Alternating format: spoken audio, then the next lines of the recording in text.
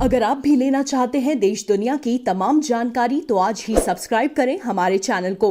साथ ही नीचे दिए बेल आइकन को जरूर दबाएं ताकि हर अपडेट आप तक पहुंच सके। नमस्कार, प्रभात साक्षी न्यूज सेंटर पर आप सभी का स्वागत है। सुप्रीम कोर्ट की अवमानना मामले में प्रशांत भूषण को क्या सजा दी जाए, इस मामले में कोर्ट ने अपना फैसला सुरक्षित रख लिया है। सुप्रीम कोर्ट ने कहा कि प्रशांत भूषण अपनी गलती मानने से और माफी मांगने से इनकार कर रहे हैं, लेकिन व्यक्ति को अपनी गलती का एहसास होना चाहिए। और जिस तरीके से कहा गया, अदालत को सुझाव दिया गया है कि प्रशांत भूषण को चेतावनी देकर छोड़ देना चाहिए, तो अदालत ने साफ कहा कि वो तो अपनी गलती मानने तक को तैयार नहीं है, तो चेतावनी किस बात की। क्या है पूरा मामला, आपको विस्तृत तरीके से बताएंगे। साथ ही बात करेंगे पुलवामा मामले की। इस मामले की जांच कर रही राष्ट्रीय जांच एजेंसी यानी एनआईए ने 13,500 पृष्ठों की अपनी चार्जशीट आज दायर कर दी है और इसमें 13 आरोपी बनाए गए हैं, जिनमें मौलाना मसूद अजहर अंतर्राष्ट्रीय आतंकवादी भी शामिल है। इस पर भी आपको विस्तृत जानकारी देंगे। साथ ही बात करेंगे दक्षिण के सिंघम की। दक्षिण के सिंघम अन्नामलाई, जो कि कर्नाटक के पूर्व आईपीएस हैं, उन्होंने आज बीजेपी ज्वाइन कर ली है। तमिलनाडु से वो वास्ता रखते हैं। तमिलनाडु में बीजेपी मजबूत कर रही है पार्टी को। 2021 में वहाँ विधानसभा चुनाव होने हैं। मजबूत कैंडिडेट्स की तलाश में है बीजेपी, और अन्नामलाई का बीजेपी में आना यकीनन बीजेपी के लिए एक बड़ी बात है, क्योंकि उनका युवाओं में एक अच्छी पैठ है अन्नामलाई की। और उन्होंने भी जब पूछा गया उनसे कि आप क्या चुनाव लड़ेंगे, तो उन्होंने कहा कि अगर पार्टी मुझे कहती है तो मैं चुनाव लड़ूंगा, और यकीनन वो चुनाव लड़ने के लिए ही आए हैं। क्या है उनका बायोडाटा और किस तरह तमिलनाडु में बीजेपी को मजबूत करेंगे, इस पर भी बात करेंगे। लेकिन सबसे पहले बात प्रशांत भूषण की। सुप्रीम कोर्ट ने अवमानना मामले में दोषी ठहराए गए वरिष्ठ वकील प्रशांत भूषण की सजा पर अपना फैसला सुरक्षित रख लिया है। न्यायमूर्ति के अवमानना वाले ट्वीट के लिए भूषण के माफ़ी न मांगने पर सुप्रीम कोर्ट ने कहा कि माफ़ी मांगने में क्या गलत है, क्या यह शब्द इतना बुरा है। वहीं सुनवाई के दौरान अटॉर्नी जनरल के वेणुगोपाल ने सुप्रीम कोर्ट से कहा था कि प्रशांत भूषण को अवमानना मामले में चेतावनी देकर छोड़ दिया जाना चाहिए। इस पर पीठ ने कहा कि व्यक्ति को अपनी गलती का एहसास होना चाहिए। हमने प्रशांत भूषण को समय दिया, लेकिन उनका कहना है कि वह माफ़ी नहीं मांगेंगे। शीर्ष अदालत ने अटॉर्नी जनरल से पूछा कि प्रशांत भूषण का कहना है कि सुप्रीम कोर्ट का पतन हुआ है, क्या यह आपत्तिजनक नहीं है। न्यायपालिका के खिलाफ अपने अपमानजनक ट्वीट को लेकर खेद नहीं प्रकट करने के रुख पर दोबारा विचार करने के लिए कोर्ट ने प्रशांत भूषण को 30 मिनट का अतिरिक्त समय भी दिया था। वहीं इसके पहले कोर्ट ने 20 अगस्त को भूषण की सज़ा पर सुनवाई करने के बाद फैसला सुरक्षित रख लिया था। इससे पहले कोर्ट ने भूषण को बिना शर्त माफ़ी मांगने के लिए 24 अगस्त तक का समय दिया था, लेकिन उन्होंने माफ़ी मांगने से इनकार कर दिया। सोमवार को सुप्रीम कोर्ट में दाखिल पूरक बयान में प्रशांत भूषण ने कहा कि अगर वह माफ़ी मांगते हैं तो ऐसा करना उनकी नज़र में उनकी अंतरात्मा और इस संस्था की अवमानना होगी। सुप्रीम कोर्ट प्रशांत भूषण को प्रधान न्यायाधीश एस ए बोबड़े व पूर्व 4 प्रधान न्यायाधीशों के बारे में 2 ट्वीट करने के लिए न्यायालय की अवमानना का दोषी ठहराया गया है।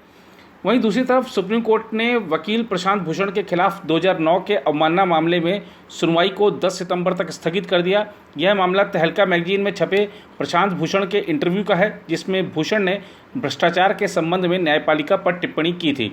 इस मामले में तहलका के एडिटर तरुण तेजपाल पर भी अवमानना का मामला चल रहा है। उधर पिछले साल 14 फरवरी को जम्मू कश्मीर के पुलवामा में सीआरपीएफ के काफिले पर हुए हमले के मामले में राष्ट्रीय जांच एजेंसी ने मंगलवार को 13,500 पन्नों की चार्जशीट दायर की है। आत्मघाती हमले में सीआरपीएफ के 40 जवान शहीद हो गए थे। आतंकवादी संगठन जैश ए मोहम्मद ने हमले की जिम्मेदारी ली थी। एनआईए ने चार्जशीट में जैश चीफ मसूद अजहर और अब्दुल रऊफ असगर को आरोपी बनाया है। जम्मू स्थित एनआईए की विशेष अदालत में पहुंची टीम ने करीब 13,500 पन्नों की चार्जशीट दायर की है। एनआईए ने पुलवामा हमले में आत्मघाती हमलावर के कई साथियों को गिरफ्तार किया था, जिन्होंने पाकिस्तान में बैठे आकाओं के इशारे पर इस हमले को अंजाम देने में आतंकवादी आदिल अहमद डार की मदद की थी।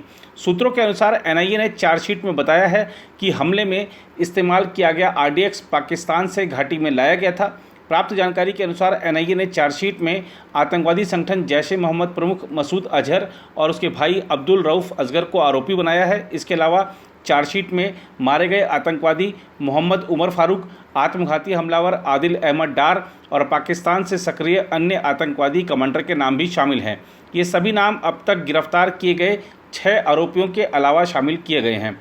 एनआईए के एक अधिकारी ने बताया कि एजेंसी ने चार्जशीट में सभी आरोपियों के खिलाफ पर्याप्त सबूत के साथ केस बनाया है। इसमें उनकी चैट, कॉल डिटेल्स आदि शामिल हैं जो हमले में उनकी भूमिका की पुष्टि करते हैं। चार्जशीट में एनआईए ने 13 आरोपी बनाए हैं। जैश ए मोहम्मद के सरगना मौलाना मसूद अजहर को एनआईए ने अपनी चार्जशीट में सबसे पहला आरोपी बनाया है। मसूद के अलावा उसके भाई अब्दुल रऊफ़ और मौलाना अम्मार को भी आरोपी बनाया गया है। मौलाना अम्मार बालाकोट में जैश के आतंकवादियों को ट्रेनिंग देता है। पुलवामा हमले को अंजाम देने वाले आदिल अहमद डार के कई मददगार भी थे। एनआईए ने ऐसे लोगों को भी आरोपी बनाया है। इनमें मोहम्मद अब्बास राथर, बिलाल अहमद कूचे, शकीर बशीर, इंशा जान उर्फ इंशा तारिक, पीर तारिक अहमद शाह, अश्क अहमद नेगरू, इकबाल राथर, समीर अहमद डार और वैज उल इस्लाम को भी आरोपी बनाया गया है। शाकिर ने हमले के लिए कार उपलब्ध कराई थी, साथ ही विस्फोटक और आईईडी भी उपलब्ध कराया था। अब्बास राथर ने ऑनलाइन शॉपिंग के जरिए हमले में मदद की थी। उधर तमिलनाडु मुल्क के कर्नाटक कैडर के भारतीय पुलिस सेवा के पूर्व अधिकारी के अन्नामलाई ने मंगलवार को भाजपा की सदस्यता ग्रहण कर ली। भाजपा महासचिव व कर्नाटक व तमिलनाडु के प्रभारी पी मुरलीधर राव, तमिलनाडु भाजपा के अध्यक्ष एल मुरुगन और पार्टी प्रवक्ता संबित पात्रा की मौजूदगी में अन्नामलाई ने भाजपा की सदस्यता ग्रहण की। कर्नाटक में 9 वर्षों तक विभिन्न पदों पर कार्य करने के बाद अन्नामलाई ने पिछले साल मई महीने में पुलिस सेवा से त्यागपत्र दे दिया था। उस वक्त वह बेंगलुरु दक्षिण के पुलिस उपायुक्त थे। तमिलनाडु के करूर में जन्मे 2011 बैच के इस पूर्व आईपीएस अधिकारी के कर्नाटक के उडुपी जिले के कारकला के सहायक पुलिस अधीक्षक और उडुपी व चिकमंगलूर के पुलिस अधीक्षक के रूप में कार्यकाल को याद किया जाता है। राव ने पार्टी में उनका स्वागत करते हुए कहा कि वे कृषक परिवार से ताल्लुक़ रखते हैं। उनकी पृष्ठभूमि बहुत अच्छी रही है।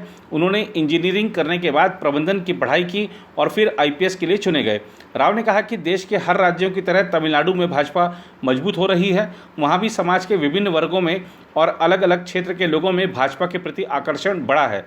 उन्होंने कहा कि तमिलनाडु में राष्ट्रवादी ताकतों को मजबूत करने, संवैधानिक मूल्यों की स्थापना करने और प्रधानमंत्री नरेंद्र मोदी के हाथों को मजबूत करने के लिए अन्नामलाई भाजपा में शामिल हुए हैं। भाजपा की सदस्यता ग्रहण करने के बाद अन्नामलाई ने भाजपा अध्यक्ष जेपी नड्डा से भी मुलाकात की। अब ऐसा नहीं है कि शहरों के ही बच्चे आविष्कारक होते हैं, हमारे गाँवों के बच्चे भी कम नहीं हैं। अब आपको बताते हैं पंजाब के एक ही युवक की कहानी। दरअसल इसकी इच्छा थी कि साइकिल लें या स्कूटर लें। अब साइकिल और स्कूटर दोनों की इच्छा थी, तो इन्होंने साइकिल और स्कूटर को मिलाकर ही एक नई चीज़ बनाई है। क्या है वो चीज़ दिखाते हैं आपको। और आजकल ये स्कूटर और साइकिल का जो मिक्सचर है, ये चर्चा का विषय और आकर्षण का केंद्र बना हुआ है। आपको सीधे लिए चलते हैं इस नवयुवक के पास और दिखाते हैं कि इन्होंने ये कैसे बनाया। अपने पिताजी के सहयोग को तो लिया ही इन्होंने, लेकिन अब इनकी क्या आगे की प्लानिंग है वो भी इनसे समझते हैं।